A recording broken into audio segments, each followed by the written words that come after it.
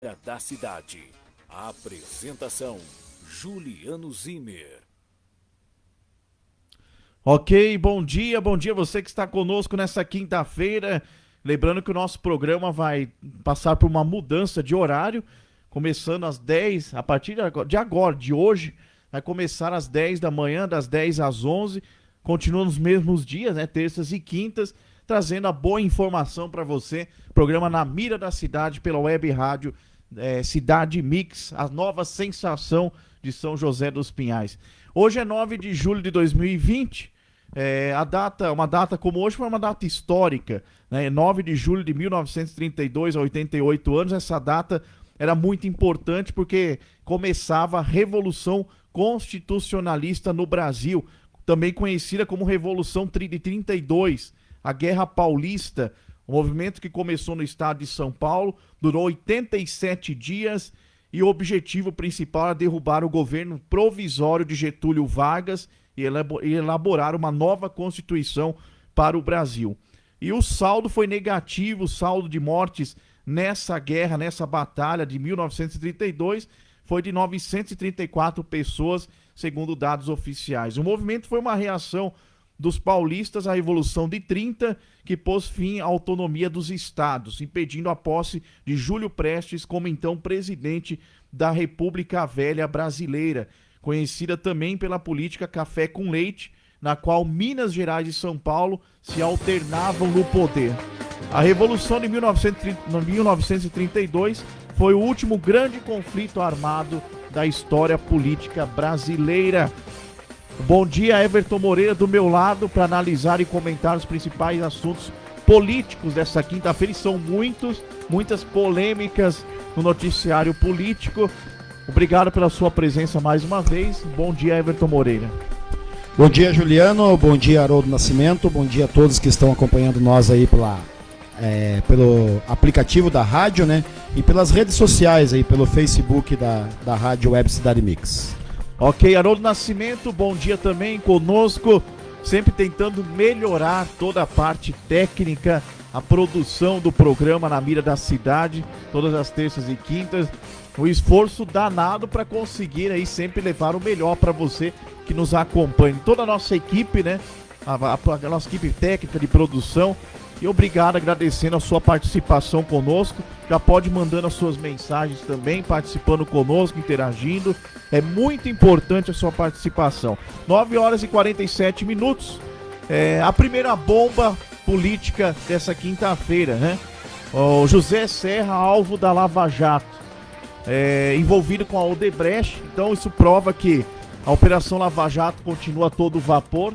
Talvez até bem mais acelerada do que anteriormente, com a presença do ex-ministro Sérgio Moro, né? E as prisões estão acontecendo, as descobertas de corrupção envolvendo políticos importantes também.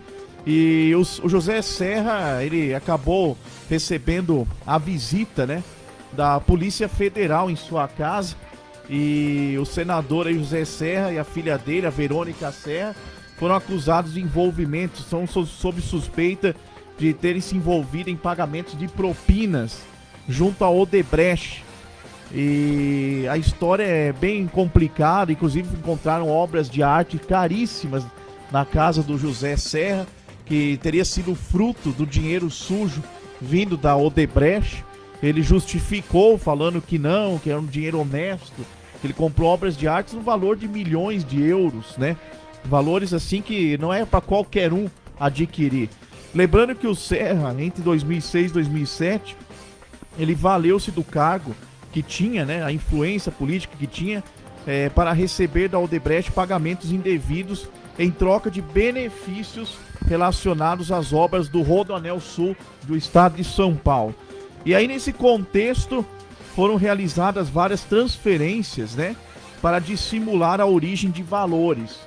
E aí a filha dele participou diretamente desses depósitos, né? A Verônica Serra, até o final de 2014, mandava o dinheiro para a Suíça, né? Segundo procuradores da Justiça. E aí, vale lembrar também, Everton Moreira, a ligação fortíssima que ele tem, sendo um dos caciques do PSDB, a ligação com o Geraldo Alckmin, que foi então governador de São Paulo e os próprios Serra, que foi candidato à presidência da República. E aí a população, né,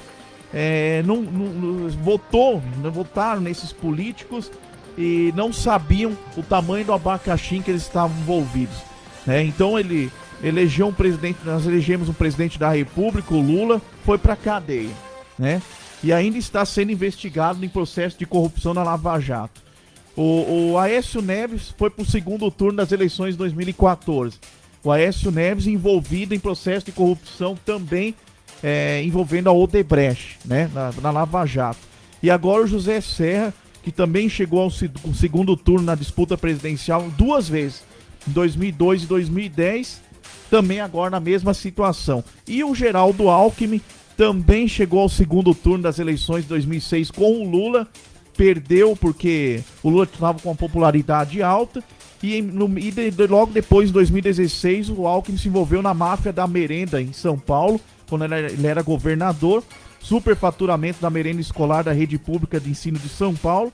Em 2005 ele construiu um aeroporto fantasma na cidade de Itanhaém, desviou dinheiro público de São Paulo, e em 2010 se envolveu com a Camargo Correia para fraudar a licitação das obras do metrô de São Paulo. Então, olha, a ficha criminal do PSDB, para quem não sabia, é extensa, talvez mais extensa que a do PT. E a Lava Jato, por muito tempo, tornou-se alvo, o PT se tornou alvo da Lava Jato, mas o PSDB estava envolvido até o pescoço e agora está começando a aparecer. Coisa que o Sérgio Moro não fez, investigar o PSDB, porque ele é ligado ao PSDB, né, ligado ao Alexandre de Moraes, ao Alckmin, toda essa turma do PSDB, mas agora que ele não está no comando do Ministério da Justiça, eles estão descobrindo, né, as maracutaias tucanas na política brasileira. Everton Moreira. Juliano, na verdade a gente tem visto que essa questão da Lava Jato, ela tem crescido, né? Não muito com propagandas, né? Como vinha sendo feito antigamente aí, que tinha a mídia toda voltada para ela, né? E hoje saem algumas operações que a gente nem fica sabendo, só vai ficar sabendo depois que ela está em percurso, né? Então é complicado. Mas a gente vê que no Brasil está instituído toda a criminalidade na política há muitos anos, né? E isso não muda. Essas pessoas que estão envolvidas na política aí há muitos e muitos anos, elas já se corromperam há muito tempo atrás, né? E isso se institucionou, né, em todos os âmbitos políticos do Brasil. Então a gente vê que as pessoas que a gente achava que antigamente aí tinha ética, tinha honestidade, hoje a casa está caindo, né? Por mais que a gente tenha que dar parabéns aí pelo que o Serra fez como ministro da Saúde na época do governo Fernando Henrique, que foi um dos melhores ministros, né, da Saúde, né? Mas isso também não leva, né, a gente dar crédito pelas coisas erradas que estão sendo feitas. E não fico admirado, Juliano, de a gente ver no futuro essas pessoas que pregam que hoje são honestas, que são trabalhadoras, que são diferenciadas, que essas pessoas também não se envolvam em corrupção, né? Porque a gente vê aí que a pessoa pode até entrar na política com uma boa intenção, mas são poucos que conseguem se manter dessa forma. Ok, 9 horas e 53 minutos, agradecendo o pessoal que participa com a gente, mandando aquele abraço também e trazendo mais uma informação aqui, 9 horas e 53 minutos. Quem tá ligado conosco, vamos dar uma olhadinha aqui. O pessoal, a Tere, né, Tere Domingos chegando conosco, Lorizimer também conosco, deixa eu ver aqui, Maurício Cruz sempre conosco, bom dia, obrigado por estar participando do programa também, mandando as mensagens. Daniel Camargo deve estar conosco também, sempre participando. Nós estamos agradecendo aí a você que está conosco nesse programa, e você faz parte da nossa equipe de forma indireta, está sempre conosco, né? Então vamos lá. Alguma informação a mais, Everton Moreira? Não, só isso mesmo, Juliano. Pode seguir o barco aí. Vamos lá, 9 horas e 54 minutos. Então é o seguinte, com a confirmação, o presidente Bolsonaro confirmou positivo para a Covid-19, né? E isso aí não é mistério mais para ninguém. Ele fez o teste e deu positivo. E aí já começaram as críticas, né? Com a confirmação de que Bolsonaro testou positivo para o coronavírus, o jornalista colunista do jornal Folha de São Paulo, o Hélio Schwartzman, ele acabou agindo de forma nada assim sociável, né? Ele acabou escrevendo uma coluna em que ele torce pela morte do presidente Bolsonaro. E ele escreveu isso no artigo dele lá na Folha de São Paulo. Ele disse que na morte de Bolsonaro, que o Bolsonaro morrendo vai prestar um grande serviço para a população brasileira, que ele foi incapaz de prestar esse serviço em vida, né? Então, eu acho que foi longe demais, né, a atitude do jornalista. Tanto é que ele chegou a ser criticado até pelos opositores do Bolsonaro. Até os próprios opositores do presidente falaram que ele foi longe demais, né? Tudo bem você não concordar com o presidente, tudo bem você não gostar do presidente, isso aí é normal numa democracia. Agora, desejar a morte de uma pessoa, não importa se ele seja o presidente, como ser humano, Jair Bolsonaro. Nós não devemos, a palavra de Deus nos ensina que devemos amar nossos inimigos. E, pelo contrário, não desejar a morte dos nossos inimigos. E é uma situação, Everton Moreira, que eu acho que chocou grande parte da população brasileira. O jornal Folha de São Paulo é um jornal de prestígio, né, internacional até. E o jornalista chegar a esse ponto, claramente dizendo que é de esquerda, que é oposição ao presidente, torcendo pela morte do presidente, foi um absurdo, né, Everton? Juliano, o Brasil tá virado num pardieiro, falando bem a verdade, né? Porque a gente vê uma situação dessa de que hoje não se tem respeito por ninguém, não se tem respeito pelo ser humano, não se tem respeito pela classe política, porque ela mesma não se dá o respeito, mas tem coisas que a gente não pode concordar, né? Independente de ideologia, independente de lado, né? Isso é a mesma coisa que você for no estádio e tem duas torcidas, né? Ali você tá para torcer, você tá para incentivar o seu time, né? E não para sair na pancadaria, como a gente vê várias vezes aí as torcidas organizadas. E isso está se transformando na política também. A gente tem visto aí que não tem limite mais, né, para ter a discordância política no país, né? Também não acho certo o que está sendo feito também. Foi uma opinião do jornalista muito mal dada, né? Na minha opinião, ele errou muito feio. As opiniões deles, pessoais, os desejos dele de maldade para as outras pessoas, eu acho que ele deveria guardar para ele, né? Mas eu também acho que não pode chegar ao senso de ter que abrir uma investigação pela Polícia Federal, como está sendo feito para investigar esse jornalista. Que daí vai cair naquele mesmo papo, né? De perseguição, de que o Bolsonaro não teve isenção política na escolha da Polícia Federal e aquela ladainha de sempre. Então, dos dois lados teve erro, né? Uma questão humanitária, igual você falou, com relação a desejar a morte de uma pessoa, né? Dependente de quem ela seja. Eu acho que isso é uma coisa desastrosa do jornalista. Mas eu também acho que essa questão da interferência da Polícia Federal em investigar o jornalista porque ele deu essa opinião maldosa dele, eu também acho muito incoerente. 9 horas e 58 minutos. Vale lembrar que muita gente vai fazer uso de um discurso que nós ouvimos muito na mídia. Muita gente vai falar, mas o Bolsonaro já desejou que a então presidente Dilma Rousseff tivesse câncer em 2015. Ele chegou a falar que a presidente deveria adquirir um câncer para morrer mais rápido, né? E outra vez que o Bolsonaro falou, né, quando era deputado federal lá em 1999, desejou fuzilar o então presidente Fernando Henrique Cardoso. Numa entrevista, né, ele chegou a falar que só matando mesmo Fernando Henrique Cardoso. Então, muita gente vai usar desse discurso. Tudo bem, coisa do passado, ele errou, Bolsonaro, em falar isso, mas são situações diferentes, né? Hoje o Bolsonaro é o presidente do Brasil, né? E o Brasil tem muita gente cristã que não vai admitir discursos de ódio como esse, né? Inclusive no governo Collor também, entre 1990 e 1992, tinha a secretária de imprensa do Collor, uma jornalista, Belissa Ribeiro, mãe daquele cantor Gabriel Pensador. E aí ele compôs uma música que dizia assim: estou feliz, matei o presidente. Falando isso indiretamente pro Collor também, que desejava a morte dele por meio da música.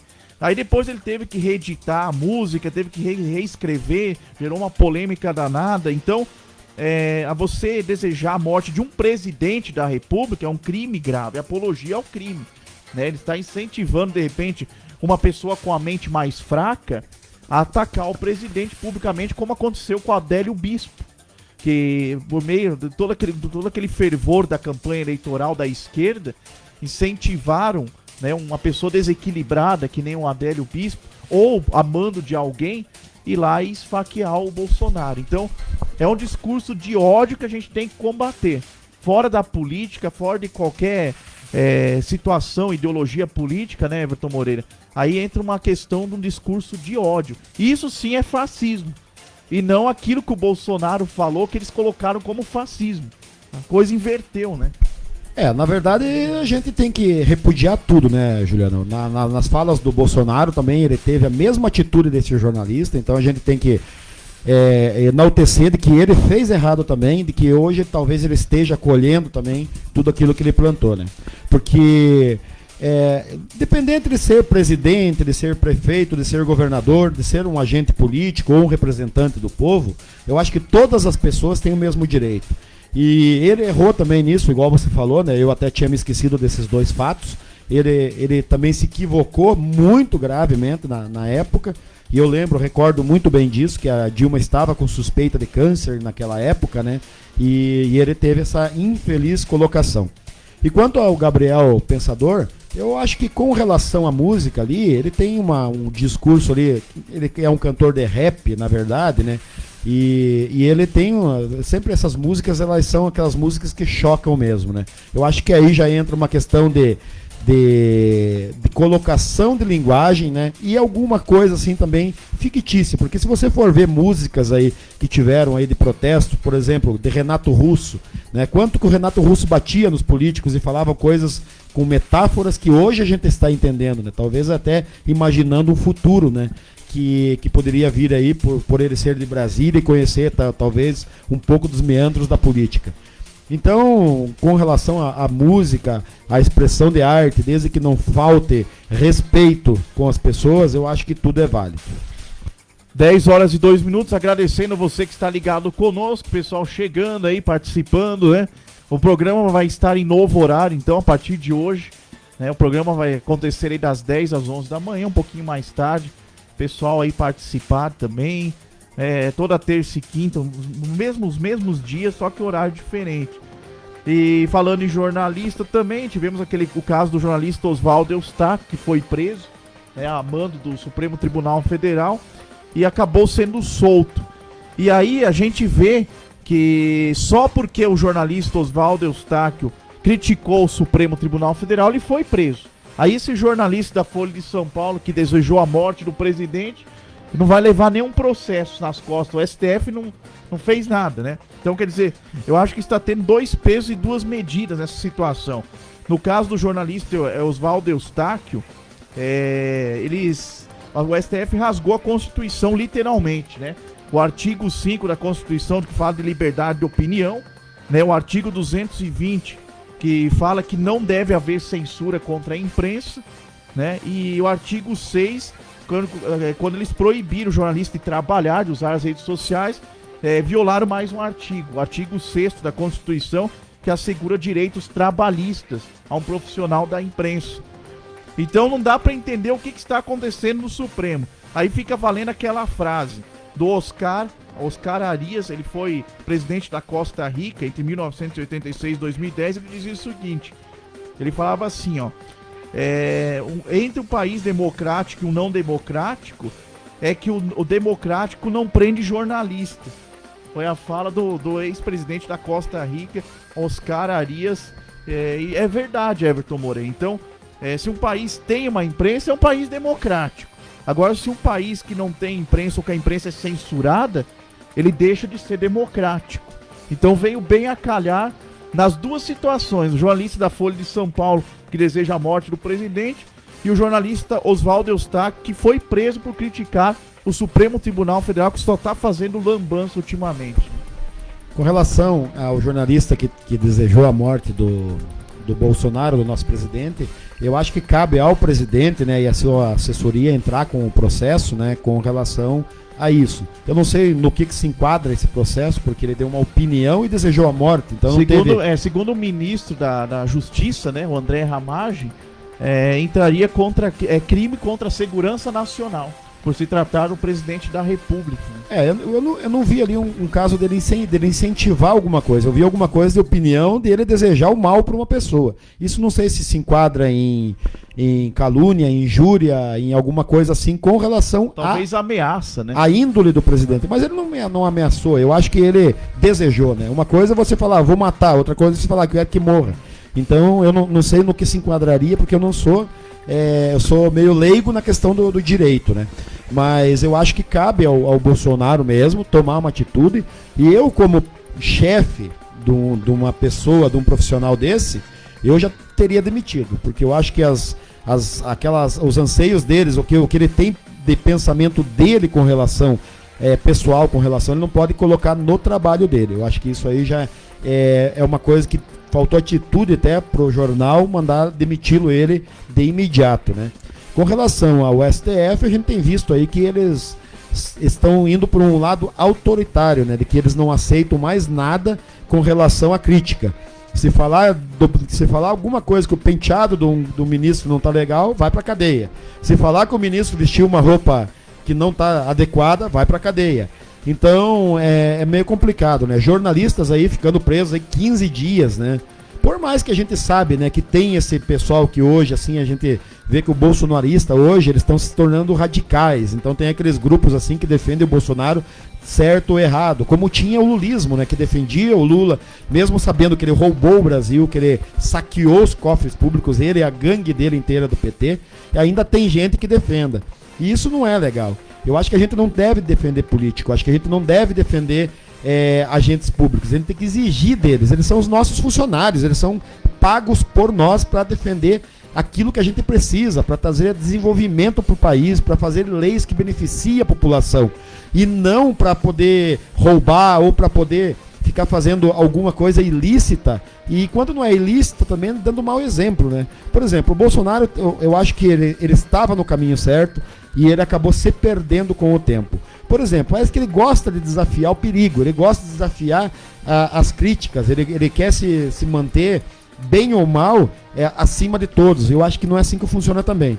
Por exemplo, tinha necessidade dele dar uma entrevista sabendo que estava contaminado com o Covid e tirar a máscara. Aquilo dá pra ver bem assim, ó, eu sou o cara, eu me mantenho, entendeu? Eu faço aquilo que eu puder, eu estou acima da lei e da ética. Então eu acho que também tem erro dos dois lados, né?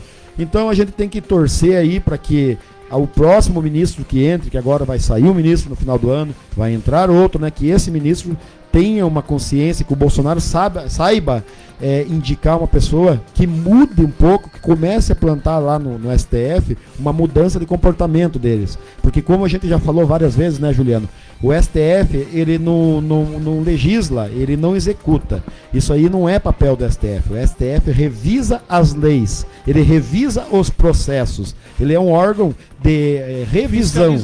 De revisão e fiscalização. Mais revisão. Então, por exemplo, se um processo não deu certo na primeira, na segunda esfera, na terceira esfera e na quarta esfera, é a revisão daqueles processos. Então eles não podem julgar, eles não podem condenar. Ali não é assim, eles podem condenar aqueles que têm o privilégio de ter imunidade, né? Parlamentar, no caso, presidente da República, né? Então, isso eles têm a competência deles. Tirando isso, eu acho que eles estão fazendo uma função que não é deles. E eu acho que passou da hora, né, de ter alguém lá, não sei aí como que funciona essa situação, porque eles são superiores, não tem uma esfera maior do que eles, né? Mas eu acho que o Senado, que tem essa responsabilidade, o Senado tem que tomar uma providência, se eles tiverem um pouquinho de vergonha na cara, de pegar e ver essa situação e dar um basta no STF, porque eles são os únicos que podem fazer alguma lei que bata de frente com o STF. Era para ser o executivo, né? O poder máximo, o Supremo vem na esfera judiciária, mas quem executa é o presidente. Então, eu na verdade, Everton, eu tenho uma opinião formada sobre isso. Eu acho que os ministros do Supremo deveriam ser eleitos pelo voto popular, assim como presidentes, senadores, deputados. E no Brasil isso é indicação do presidente, é um prêmio. O cargo de ministro do Supremo, assim como o cargo de conselheiros de tribunais de contas dos estados, são prêmios dados a ex-deputados, senadores, pessoas do meio político que de alguma forma contribuíram com presidentes ou ex-presidentes da República, sendo advogados desses presidentes, assessores, dando aquele jeitinho para livrar os ex-presidentes da cadeia, de condenações. E aí ele recebe esse prêmio, que é uma baita de uma aposentadoria. O cara se aposenta ministro do Supremo, salário teto do constitucional salarial altíssimo, né, mais alto de toda a categoria, servidores públicos.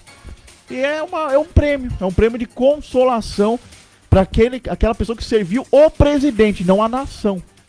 Então, na Europa, eles são eleitos pelo voto popular. No Brasil deveria seguir o mesmo modelo. Eu tenho uma outra opinião, Juliano. Eu acho que qualquer cargo público, eu acho que deveria ser cargo com meritocracia. Eu acho que esses ministros do STF teriam que ser funcionários de carreira, juízes, concursados, pessoas que tiveram lá, pisando lá, que foram advogados, se formaram nisso, naquilo, e ter um crescimento na sua carreira. E que o prêmio máximo desses profissionais fossem uma vaga no STF. Eu sou muito contra cargo de indicação, cargo de confiança, cargo de indicação, porque isso você não escolhe por mérito, você escolhe por afinidade, amizade. Você escolhe por amizade, você escolhe por conchavos políticos, e isso é muito ruim para o país. Eu acho que qualquer cargo público teria que ter a prerrogativa de ser concursado, sabe? Porque daí você tem dá méritos para aquelas pessoas que crescem na carreira e que têm vontade de crescimento, e elas vão tendo objetivo na sua vida. Hoje, por exemplo, a gente tem aqui, vamos falar aqui de São José dos Pinhais, cargos de confiança na prefeitura de pessoas que não têm competência para estar lá. Então a gente tem lá, por exemplo, pessoas que não são ligadas à área. Por exemplo, vou dar um exemplo aqui, não é que seja dessa maneira, mas, por exemplo, colocar uma pessoa na saúde que não entenda de saúde, só porque tem um pacto político com o candidato que ganhar uma eleição, né? Porque foi apoiador ou porque foi da base. Então é complicado. Eu acho que a gente tinha que colocar, né, nesses cargos diretivo, tinha que mudar a lei para isso, para que a gente conseguisse colocar quanto mais funcionários de carreira, porque esses são os que realmente dão o sangue pela população, esses que estão sempre na linha de frente de todo o trabalho, de toda a crise que tem. Então esses que deveriam de ser valorizados, e não esses cargos de indicação, como é também no caso do STF. E o Brasil nunca se preocupou, né, em formar técnicos, né, de governo, técnicos políticos. Sempre foi assim mesmo, a indicação, amizade, companheirismo de partido, ligação com sindicatos, ligação com centrais aí de trabalhadores, operários, a elite, né, ligação com empresários. E aí cada partido pega uma bandeira, defende aquela causa e vai lá, e daí o cara financia a campanha dele. Esses órgãos financiam a campanha do político, aí o político vence a eleição, vai lá e de presente dá um cargo público pro fulano lá que deu dinheiro pra ele na campanha. Então é tudo à base de amizade, à base de companheirismo, os compadres políticos, né? A gente tem muitas dúvidas, né, no meio político aí, que a gente não entende, né? Por exemplo, eu vou deixar até uma pergunta no ar aí, se o Haroldo até souber me responder, ele pode me responder também, que está com a gente aqui. Por exemplo, um financiador de uma campanha, que ele vai ter um cargo público, por exemplo, coloca 1 milhão numa campanha de um prefeito. Estou dando um exemplo aqui aleatório. Pode ser em Ponta Grossa, em Maringá, em Londrina, em São José dos Pinhais, em qualquer lugar. Coloca 1 milhão. O salário dele como secretário vai atingir aí nos 4 anos aí 600, 700 mil.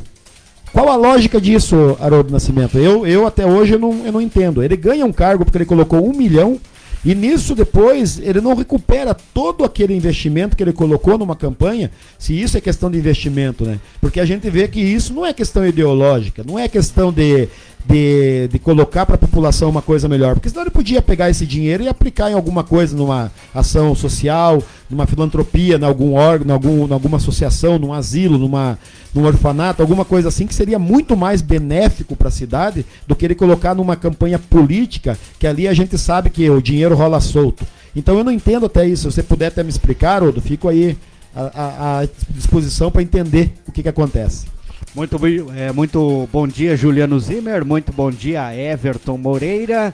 Realmente uma pergunta muito interessante. Por que e o que leva, de repente, um empresário ou uma empresa a bancar a campanha de um político? É muito simples e fácil de responder. Não só pela questão que ele vai ocupar um cargo de secretário, como terá os seus indicados ali também que vão receber. Mas também, uma das situações é que conforme o que ele pode apresentar como empresário, ele pode entrar também mais fácil dentro das licitações e ter conhecimento privilegiado. Outro dia alguém falou alguma coisa a respeito de se ter conhecimentos privilegiados, né?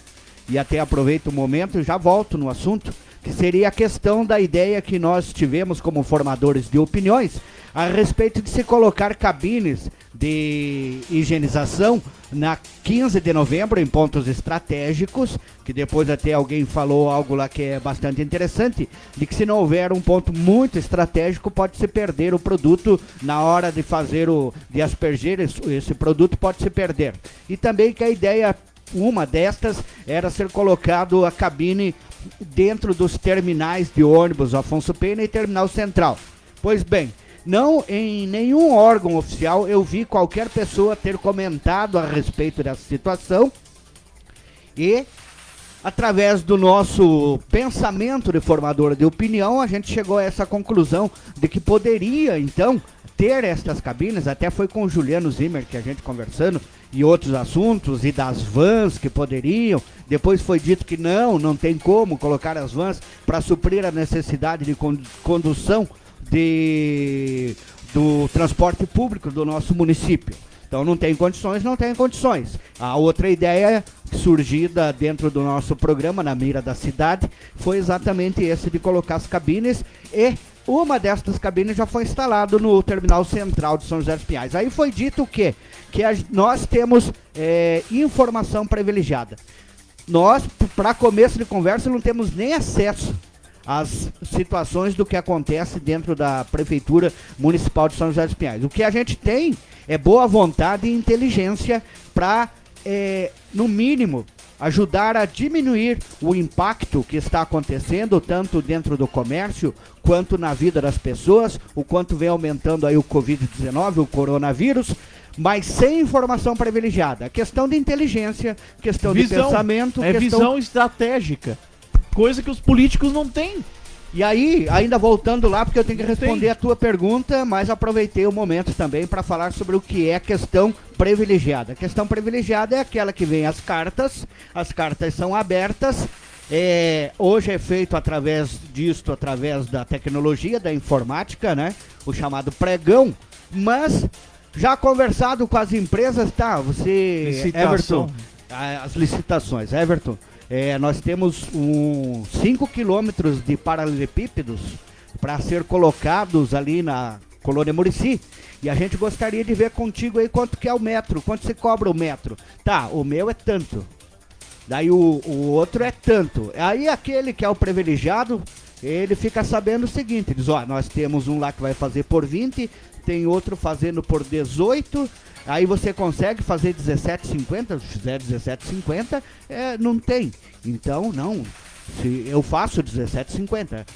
Tá dentro de um padrão já de preço, digamos, de ganho, porque tô para ver qual é a empresa que vai fazer um serviço que não vai ter um lucro aí de 200%, 150%, 200% nesta base.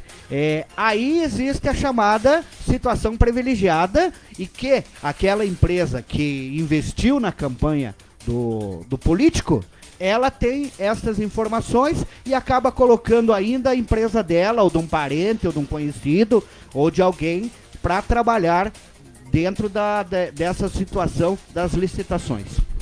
Haroldo, eu não acredito que isso aconteça. Não, a gente não está falando de São José dos Pinhais, a gente está falando no geral, né? Não, brincadeira. A gente sabe até que isso acontece a nível nacional. A nível nacional. Não, com certeza. Eu duvido que o Juliano, que além de ser um cientista político, jornalista formado, não tenha conhecimento, de repente, de situações iguais a estas. Há pouco tivemos vários escândalos aí de Odebrecht e Convidão aí, né?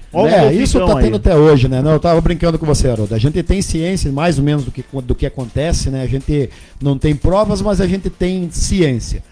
Agora, voltando um pouquinho lá na questão tua, você falou de ideias lá, de projetos, de coisas para a cidade. A gente tem visto assim um tal de egoísmo assim, com pré-candidatos hoje a político, aqui principalmente em São José dos Pinhais, a mídia, com relação a essas ideias. Por quê? Cara, eu vou ser bem sincero, o político, o agente político, ou a pessoa que quer se candidatar a um cargo político, ela tem que pensar primeiramente no bem da sociedade e não nela própria. Se ela tem um projeto, que esse projeto ela fala que é dela, quer comprar e quer jogar para todo mundo que é dela, que ninguém mais pode ter influência nesse projeto, melhorar, ajudar, ela é egoísta. Ela não é uma pessoa preparada para estar lá dentro para fazer leis. Todo projeto, na minha opinião, ele tem que ser que beneficie a sociedade, independente de onde venha. E se você tem um projeto, por exemplo, vou dar uma ideia aqui, Haroldo. Você tem um projeto X, mas um outro concorrente teu, eleitoral lá, no caso, se você fosse um pré-candidato, ele chegasse e falasse, não, mas essa aqui tá legal, pô, a ideia do Haroldo é legal. Mas eu acho que se colocasse essa vírgula aqui, melhoraria. Se os políticos se unissem nisso, ao invés deles terem ego, deles terem a questão de manter aquele curralzinho eleitoral dele, que ele é o dono da situação, que ele é o dono da ideia, que ele é o dono do bairro, que ele é o dono da cidade e de que ele é dono do público que está vendo ele, eu acho que a gente estaria melhor. Eu acho que a gente não faz, ninguém dá ideia aqui, eu acho que não deveria, pelo menos, né, de dar ideias, de levar projetos em prol dele mesmo. Eu acho que é em prol da sociedade. Então, independente de onde venha. Engraçado que os políticos falam o seguinte, os candidatos a políticos, né, a cargos eletivos, eles falam sempre, o discurso é o seguinte, quero a melhoria da cidade. Mas quando tem alguma ideia de melhoria da cidade, o que vem? O pessoal desce a lenha, essa ideia não é tua. Mas a gente não está falando de ideia, a gente está elencando situações que melhorariam. Se tem a ideia, por que não foi colocada em prática? Então quer dizer que tem que vir alguém aqui para lembrar que aquela ideia teve lá atrás e não colocar em prática? Então é meio complicado essa situação, Haroldo. Outra situação também que acontece muito é a questão de querer o novo para não repetir o velho, mas não se dá oportunidade para o novo. Aí vem aquela pergunta, o que o cara fez? Quem é o cara? Né? Agora está se colocando. Eu acho que todo cidadão tem o direito de colocar o seu nome à disposição para um cargo aonde ele vê que se ele estiver lá, ele também pode ajudar fazendo as melhorias que precisam. Então, hoje, dentro da situação, eu acredito que a Câmara de Vereadores deveria ser renovada a cada 4 anos. Claro, existe aquele diferencial que se o político foi muito bom, mas tem que ser muito bom, ele deve ficar. Do contrário, ele tem que dar a oportunidade.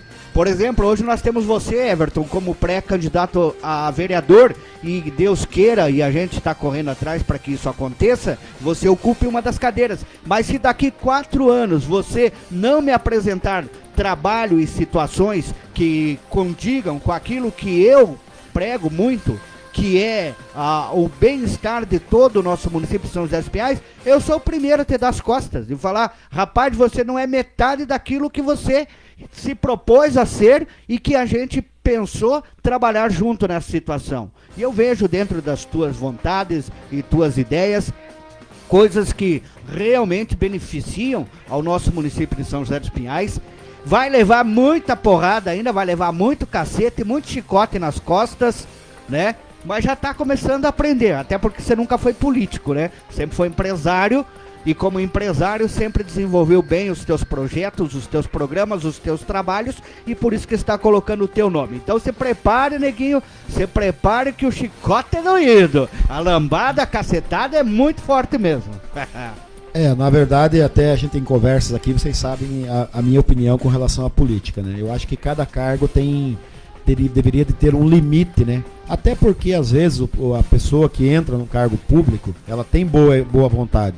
Só que como ela fica muito tempo lá, ela mesma acaba se desmotivando. Não é que ela não queira fazer, ela se desmotiva, porque ela não tem um objetivo, né? Então aquilo acaba sendo monótono para ele e ele acaba concordando com a situação. Hoje aqui, sem elencar nomes, mas nós temos vários vereadores ali na Câmara que estão há mais de 20 anos, né, Haroldo? Então isso acaba, não que não façam um trabalho legal, mas eu acho o seguinte, eu acho que deveria de dar oportunidade para pessoas com ideias novas, né? Tem tanta gente nova aí que a gente tem visto aí, que tem ideias revolucionárias, pessoas novas, jovens, né? Tem pessoas aí se candidatando com 18 anos, 21 anos, pessoas assim que a gente tem visto que tem ideias, assim como tem também as pessoas novas que voam, né? Que tem aquela questão ideológica, aquela questão de bater, aquela questão de brigar, que já não seria útil num cargo legislativo, porque eu acho que você tem que ter um diferencial para você estar lá dentro. Mas eu acho o seguinte, eu acho que a gente tinha que, daqui para frente, tentar elaborar algumas leis federais e que os políticos vissem lá, de que cada cargo tem que ter um limite de prazo de validade para a pessoa estar ali dentro. Porque a pessoa se motiva a subir um degrau a mais. Né? Se ela fica ali naquele lugar e para ela tá bom, ela não vai se esforçar, não vai. Isso é numa empresa. Se você vê, por exemplo, eu nas minhas empresas, por exemplo, se eu tenho um funcionário que começou do zero, ele quer crescer dentro da empresa, ele quer mostrar trabalho, ele não quer ficar ali fazendo aquele servicinho dele, ele quer melhorar o salário, ele quer melhorar a posição. E isso a gente não vê na política. Isso a gente não vê no caso da administração pública, né? E isso a gente vê muito, né, na iniciativa privada. Toda empresa, as pessoas que entram para trabalhar, o objetivo delas é chegar a uma gerência, chegar a uma diretoria. E aqui... dono da firma, dono da empresa. Até sócio da empresa. E no caso da classe política, não, eles se perpetuam, né? Nós tivemos casos aqui de deputados estaduais que morreram, eles entraram com 18, 19 anos e morreram trabalhando, né, como deputados. A família Anibele. Família Anibele, está na Assembleia Legislativa do Paraná há mais de 50 anos. Já está na terceira geração como deputado estadual. Começou com o vô do Anibele Neto, passou pelo pai, que chegou a ser até presidente da Assembleia Legislativa nos anos 80, agora tá o Anibelinho Neto lá. Mas daí a pergunta, Juliano, porque foram bons políticos? Patrimonialismo político no Paraná tem muito disso. No Brasil, mas no Paraná eu nunca vi igual, cara. As principais famílias que estão no poder político do Paraná, todas elas vêm da República Velha. O Rafael Greca, prefeito de Curitiba, o primeiro prefeito de Curitiba foi o tataravô do Rafael Greca. E quem está lá hoje na prefeitura? O Greca. Mas eu até assim, Juliano, com relação a essa de transferir de pai para filho, eu acho que se tiver competência, não tenho nada contra. Eu acho mas que... não renova. Mas se está suprindo a necessidade. Se está suprindo a necessidade, eu acho que... Tá, porque, por exemplo, assim, vamos só dar uma ideia aqui. Por exemplo, às vezes não dá certo. Se a gente for ver, por exemplo, no caso do Beto Richa, por exemplo, o pai dele foi um excelente político. Se a gente for analisar, não deu certo. E ele estava no caminho certo, se desviou. Aí já não deu certo. Agora, na minha opinião, assim, o Rafael Greca, ele com todos os defeitos que ele tem, eu acho que esse mandato dele está sendo um pouco danoso para a cidade, né? Porque ele tem feito algumas políticas que não são legais, né? Apesar de que essa pandemia ela está gerando muita crise em relação à ideologia, né? Porque a gente tá lidando com um caso que a gente nunca viveu no mundo, não é aqui no Brasil, não é em Curitiba, não é em São José dos Pinhais, de que os políticos estão perdidos, eles não sabem. Eu deixo aberto, morre todo mundo, eu fecho, todo mundo fica sem emprego, então uma sinuca de bico. São diferentes, né? Mas tipo o sistema de combate à pandemia, por quê? Porque é ano eleitoral, o prefeito não quer se queimar com a população, porque ele quer se reeleger. Aí em contrapartida, ele prejudica a população, porque daí ele abre tudo para querer agradar os empresários, a população. Aí a doença se alastra, as mortes depois ele vai ter que responder essas mortes futuramente, quando acabar a pandemia. Então, olha, a situação hoje na política é o seguinte: a política virou não existe doação de campanha. Isso é balera, conversa pra boi dormir. É dinheiro de propina e de corrupção que rege as campanhas eleitorais, que financia as campanhas eleitorais. Tanto é que tem traficantes que elegem deputados. O Rio de Janeiro é um exemplo disso. Mais da metade dos políticos cariocas tem suas bases eleitorais os traficantes, os caras que mandam na favela. Entendeu? Eles financiam a política. Em São Paulo a mesma coisa, no Paraná a mesma coisa. E tanto é que na Lava Jato isso ficou comprovado. Existe o departamento de propina da Odebrecht. Gente, uma empresa multinacional tem departamento de propina dentro da empresa. Eu nunca vi uma coisa dessa na minha vida. O problema, Juliano, na verdade é o seguinte, eu acho, assim, na minha opinião, existem, não pode generalizar, porque existem muitas pessoas que agem na política, e a gente tem exemplo que São José dos Pinhais, que tem gente que faz uma política boa, que faz uma política séria, honesta, levando para a população aquilo que é relevante para ela, sabe? Isso é uma quantia pequena, a gente sabe que é uma quantia pequena, então a gente não pode generalizar, mas a gente sabe que está institucionado no Brasil a questão da corrupção, a questão do jeitinho brasileiro, né? E isso vem do cidadão. A pessoa que puder furar uma fila, ela vai furar. Então isso é uma questão cultural até que a gente deveria mudar, né, Haroldo? A gente conversando assim em off, a gente acha que a gente deveria de ter alguns exemplos novos, e por isso que a gente tem que sempre querer renovar, né? Porque as pessoas que já estão lá, elas estão viciadas nesse padrão, nesse sistema.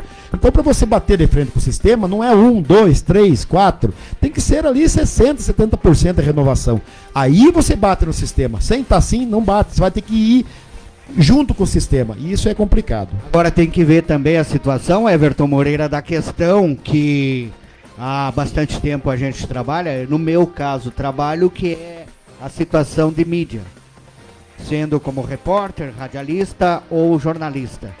A situação da mídia também, ela influi muito na situação do que acontece no nosso município de São José dos Pinhais, que é o que o prefeito Toninho Fenelon, como diz o Fabiano Soares, a gente não tem 100% de agrado sobre a situação, somos formadores de opiniões, críticos daquilo que é ruim, e somos formadores de opinião e damos os parabéns quando está certo. Viemos aqui, colocamos a prefeitura na minha página, como eu coloquei lá, a situação aí, mudou o número do Covid. Para quem precisar do novo número lá do Covid, mudou.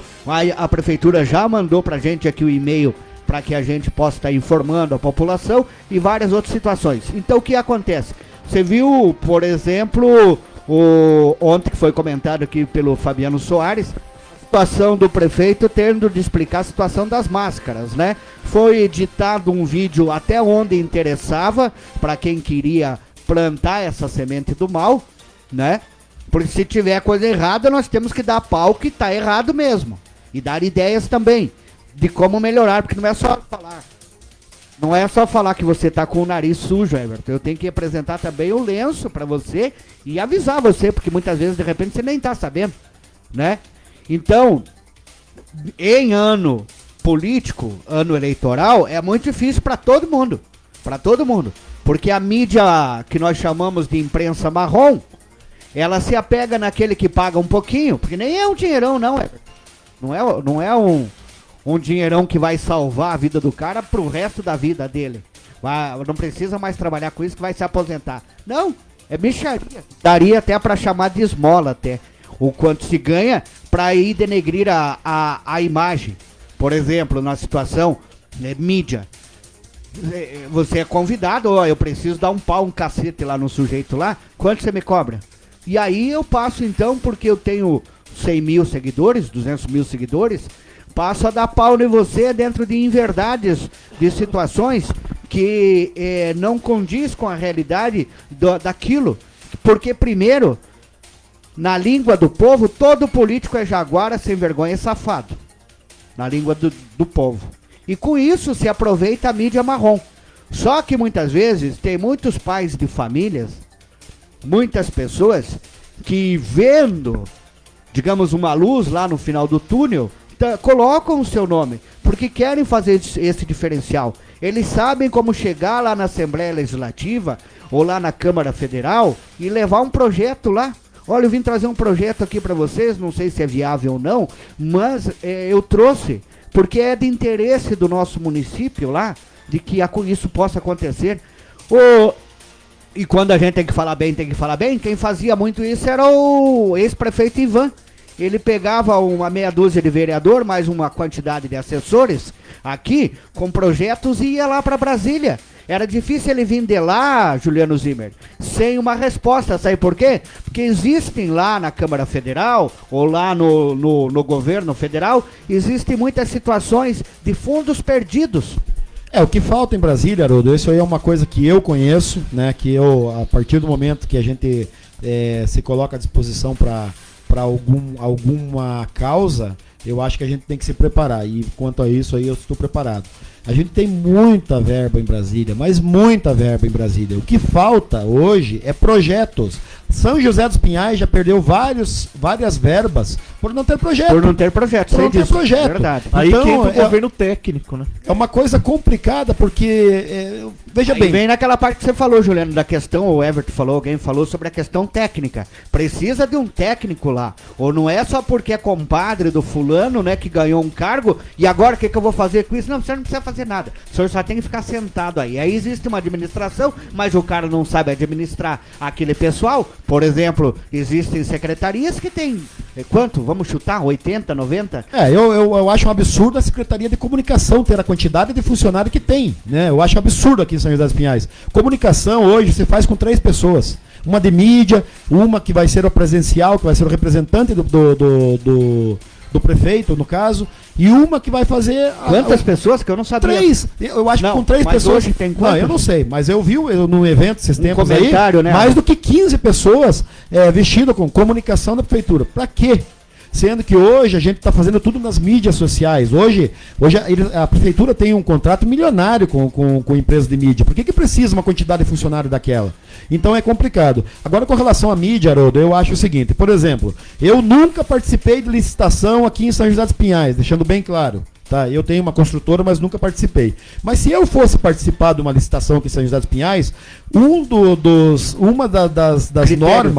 uma das normas que tem que ter, das regras que tem que ter, é um responsável técnico pelo aquilo que eu vou responder. Se eu for fazer uma obra que tenha, por exemplo, compreensão de elétrica, de hidráulica, de construção civil, de cálculo, eu tenho que ter um representante para cada uma dessas áreas. Né? Engenheiro, né? Mas não engenheiros específicos, um hidráulico, um elétrico, exatamente. Ou um que assine por todos que tem essa especialidade, certo? Por que um blogzinho, qualquer blogzinho da cidade, não estou desmerecendo ninguém, porque eu acho que todo mundo tem que batalhar por aquilo que precisa. Eu acho que todo mundo que tem empenho e tem vontade pode se dar bem na vida. Eu sou dessa opinião. Eu sou assim, eu sou uma pessoa que eu trabalhei de boia fria, né? Eu sou uma pessoa que eu trabalhei de servente de obra. Hoje eu sou empresário porque eu tive essa determinação de subir na vida, né? Mesmo sem estudo, eu acabei trabalhando e conquistando as minhas coisas. Mas, por exemplo, todo mundo pode ter esse exemplo e fazer isso, né? Agora, para participar, para pegar um dinheiro público, eu acho que qualquer ramo tem que ter um responsável técnico. Por que para receber uma PI, uma página pode abrir hoje, fazer um CNPJ e já pode pegar uma PI? Por que essa página não tem que ter um jornalista para assinar por ela? Por que não tem critério técnico para dar dinheiro para essas empresas de mídia? Para empresas não, para esses blogueiros. Porque se a empresa de mídia é legal e oferecer um trabalho legal para a prefeitura, não sou contra isso. Se o blogueiro lá, ele tem a capacidade técnica para poder pegar uma PI e representar a prefeitura, beleza. Mas não é isso que a gente vê. O que a gente vê aí é jornais, hoje não está tendo jornaizinhos, mas a gente via jornais aí que eram só propaganda política. Era propaganda de todos os vereadores, propaganda do que o prefeito está fazendo de bom, né? Eu não sei como que é o critério disso aí, mas não tem nada informativo. Não tem questão de vacinação, não tem questão de mostrar o serviço público para a população, como lá onde que tem o sistema de castração, que nem você que sabia que é envolvido com a política há muito tempo. Então, qual o critério de se pagar 3 mil, 4 mil, não sei qual o valor, mas de se pagar esse dinheiro para essas páginas de Facebook, para poder levar isso aí para a prefeitura, essa informação, se a prefeitura tem o canal dela? né? Qual o critério técnico de se dar o dinheiro para essa pessoa? Porque qualquer licitação tem que ter um responsável técnico. Por que essas empresas não entram numa licitação também para poder levar a informação para a população com mais qualidade?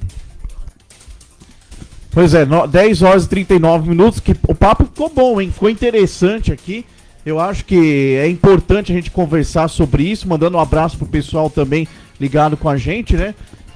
Vamos lá então, Diogo está ligado com a gente, né? Diogo Milhoreto, obrigado pela presença no programa. A Odete Santos também entrando conosco aqui. Jefferson Guzmão Silva, Gerson Pereira está falando o seguinte aqui: resumindo, reeleição no executivo não dá certo, ou retorno de ex-prefeitos também não dá certo, segundo a opinião. É verdade, ficam as raposas velhas lá mandando e desmandando por anos, né? Eu não concordo com isso. Dependendo da situação, né? Se o concordo. prefeito foi, como eu comentei aqui, eu posso comentar bem do Moacir Piovisan, posso comentar situações boas também do Ivan. Cargo político é vitalício. Do Leopoldo Meyer, do Cetim. Isso que a gente tem que entender. Do Cetim eu posso comentar coisas boas e também posso comentar coisas ruins, porque existiram. Em cada governo existem situações boas e situações ruins. O que de repente hoje está sendo colocado em xeque e pensamento é o seguinte: como houve uma evolução, tem que saber que se esses também pretendentes a este cargo executivo, se eles também evoluíram. Se de repente eles não vão querer tratar com uma situação de 30 anos atrás, né? Eles estão evoluídos, eles entendem, por exemplo, a situação hoje do quanto avançou a informática, né? O quanto avançou essa situação hoje muito rápida, como o Everton mesmo colocou, da situação online, das situações blogs, mídias hoje, por exemplo, uma das mídias que mais alcança público hoje é a mídia do Facebook, Instagram e também o YouTube. São mídias que você pode até pagar, o tal do impulsionar lá, se você quiser. Senão você fica lá no orgânico, né? Na verdade é o seguinte, Haroldo, eu sou contra a reeleição, isso com certeza eu concordo com o Gerson. Na verdade, reeleição eu acho que é danoso para a população de qualquer cidade, não é só aqui. Vira ditadura, né? O cara vai Mas ficando, agora, vai ficando. Oportunidade daquelas pessoas que passaram pelo executivo, né? Pelo legislativo é uma coisa meio complicada você falar em reeleição, sim ou não, mas eu acho que deveria dar limite, no máximo de 2 vezes. Porque às vezes numa legislatura só a pessoa não consegue colocar tudo aquilo que ela quer, né? Se bem que eu sou contra também, no meu caso pessoal, eu acho também que deveria dar uma oportunidade só. Se a pessoa quisesse subir um degrau, aí eu concordo. Mas agora, de um candidato, de um prefeito que fez um papel bom numa cidade e ele passar um determinado período e resolver colocar o seu nome, e a população em si achar que ele fez um bom trabalho lá atrás e votar, dar um crédito para ele administrar a cidade de novo, aí eu sou a favor. Até porque tem essa alternância de poder, né? Que ele só vai fazer o candidato dele se ele fez um papel bom, né? E se o representante que ele colocou depois lá fez um papel bom e ele retornar, aí a gente até concorda de que está sendo, por mais que seja o mesmo grupo, mas que está fazendo um trabalho legal, né? O que eu não concordo é com reeleição. Agora, com retornar ao cargo, se a população der um voto de crédito... Dá um tempo e volta, né? Isso, não é questão nem de dar tempo, né, Juliana? É questão seguinte, de confiança. Se as pessoas que foram... que tiveram esse prefeito como seu representante, elas acharem que num futuro ele pode voltar, aí eu concordo. Porque a reeleição é uma questão de acomodação, igual eu falei. O próprio político se desmotiva, porque ele sabe que ele não vai poder mais se reeleger na próxima, porque ele já está lá e ele já fez o papel dele. Então ele é natural do ser humano de desacelerar. Ele não tem mais essa ambição de estar lá, de falar, na próxima eleição vou me reeleger. Então isso para ele fica monótono. Então eu sou contra a reeleição por isso, tá? Não é questão de capacidade. Mas a questão de voltar um político depois para assumir um cargo no futuro, eu sou totalmente a favor. Nós estamos vivendo essa situação que o Everton colocou, do político que voltou, que teve a confiança dos eleitores, voltou o Rafael Greca, né? Ele já foi prefeito de Curitiba em 93, inclusive um ótimo prefeito, né? Ganhou prêmios internacionais, né? Curitiba era vista como uma cidade europeia, cidade com uma qualidade de vida estilo europeu. Muita gente veio de fora para Curitiba nos anos 90, quando o Greca era prefeito de Curitiba. Passaram-se uns anos, ele virou deputado, foi deputado, ele é empresário, dono de cartórios no estado do Paraná, a família tradicional Greca de Macedo, que é uma família, dos maiores cartorários do estado do Paraná, né? Inclusive tinha ligação com Aníbal Cury, né? O presidente da Assembleia Legislativa, e são riquíssimos, né? E agora ele voltou, né? Em 2016, aí voltou, foi reeleito novamente, foi prefeito de Curitiba. Por quê? Porque ganhou a confiança lá atrás da população, deu um tempo, né, na carreira política, virou deputado, depois saiu fora um tempo e agora voltou. É o exemplo do Everton. E a reeleição foi criada pelo Fernando Henrique Cardoso. Ele queria se reeleger presidente da República e aí acabou criando essa história aí de reeleição. E foi uma discussão muito grande na época, uma polêmica no Congresso Nacional em torno desse assunto. E eu concordo, acho que se você vai se reelegendo, sem parar, sem fazer um intervalo, se torna ditadura. E nós vamos ter o exemplo de Cuba, Venezuela, que são caras que ficam há 50 anos no poder, morrem no poder. O Hugo Chávez morreu presidente da Venezuela. Em tanto tempo que ele ficou lá, né? A família do Fidel Castro está até hoje. Fidel Castro saiu, mas colocou o Raul Castro, o irmão dele, mais de 50 anos. Mas isso na verdade, né, Juliano, hoje no Brasil a gente vive numa democracia, né? Eu acho que, graças a Deus, a gente alternou o poder, porque a gente vinha aí de 20 anos de um segmento político que se instaurou, né? E antes disso também, o Fernando Henrique já é um cara socialista também. A gente sabe que ele não é aquele cara capitalista, aquele cara de extrema direita, né? Hoje a gente tem a extrema direita, mas a gente teve a extrema esquerda. Então, aqui no Brasil, graças a Deus, ainda a gente tem essa alternância. O povo cansa de um sistema e vota no outro, né? Não é aquela questão de ditador, né? Com relação ao Rafael Greca, eu concordo que ele não está sendo aquele prefeito que ele foi lá em 93, né? Na época lá que ele substituiu o grupo do Jaime Lerner, com o Cássio Taniguchi, com todo aquele grupo lá que vieram. O próprio José Richa também. Isso. Ficou... Então eu acho que eles fizeram lá, o Jaime Lerner é um exemplo disso, né? Que ele foi prefeito, organizou a cidade de Curitiba e depois mais tarde voltou e teve também um papel muito grande, tanto em Curitiba, depois no estado do Paraná. Então eu acho, só para finalizando a minha parte, eu acho que o poder hoje ele tem que ter alternância. Inclusive mesmo de lado. Eu acho que só a direita também não vai dar aquele por mais que eu seja uma pessoa que eu penso que a gente tem que ser central, a gente tem que se centrar na situação, mais na prática do que ideologia, mas eu acho que essa alternância de sistema político, que a gente não vê em São José, né, Haroldo? Aqui, na verdade, a gente tá com um grupo político aqui que às vezes são contra um outro, às vezes são a favor, mas sempre estão aquelas mesmas pessoas, né? E o que a gente tem que ver é essa alternância, a gente quer que a cidade evolua, né? Então, ou tem uma união em torno da cidade, ou que tenha também no futuro aí uma alternância de poder. O Cetim, né, aqui em São José, né? Foi prefeito no final dos anos 90, né? E aí voltou, né? Recentemente aí foi prefeito. Então, quer dizer, é a mesma história do Greca, né? Ele foi prefeito e voltou depois, uns anos depois, né? Agora, no fechamento da minha fala, porque a gente pode fazer vários destes e até inclusive com convidados que participem com a gente através aqui dos comentários ou através do WhatsApp. A pessoa pode mandar gravado aí a sua opinião, a gente coloca no ar aqui. A gente consegue aqui através do WhatsApp web colocar a sua opinião.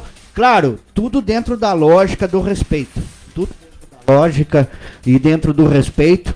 Você pode gravar e mandar pra gente no WhatsApp 988568451. A gente vai poder ter a oportunidade de estar conversando muito mais e dentro dessa situação, formadores de opiniões, não estamos aqui para atacar ninguém. Muito ao contrário, estamos aqui para contribuir com o nosso município com ideias. E falando em ideias, quero dar os parabéns à Prefeitura Municipal de São José dos Pinhais, que seja através do que eu fiz a publicação lá na página do Facebook, Haroldo Nascimento, ou não, que possa ter isto já sido divulgado em outra mídia e eu não tomei conhecimento, mas quero dar os parabéns aqui à Prefeitura Municipal de São José dos Pinhais, que instalou a cabine de descontaminação lá no terminal central, e espero que também logo seja instalado a outra do Afonso Pena, a da 15 de novembro, e que as pessoas façam um bom uso destas cabines, que a população ajude a cuidar para que não haja depredações, para que não haja vandalismo, porque é para o bem de todos, é para o nosso bem, para o meu bem, para o bem da nossa equipe, para o bem da nossa população, para o bem de São José dos Pinhais. Eu vou ficando por aqui, prometendo voltar na terça-feira, se Deus quiser, Ele quer, e eu vou correr atrás. Um beijo no coração de cada um de vocês.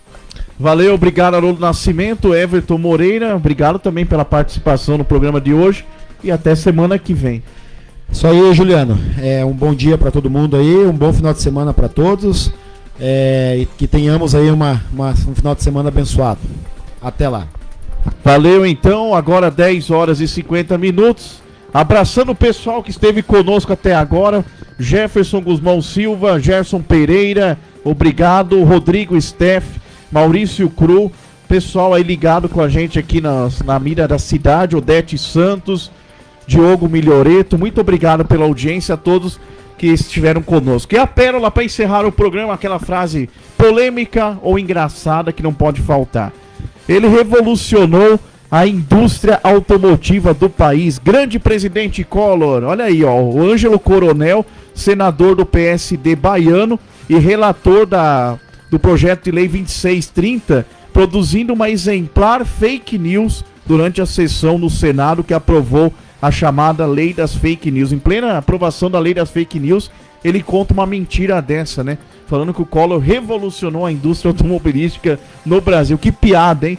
Um abraço a todos, obrigado pela sua participação e até terça-feira da semana que vem. Valeu, gente!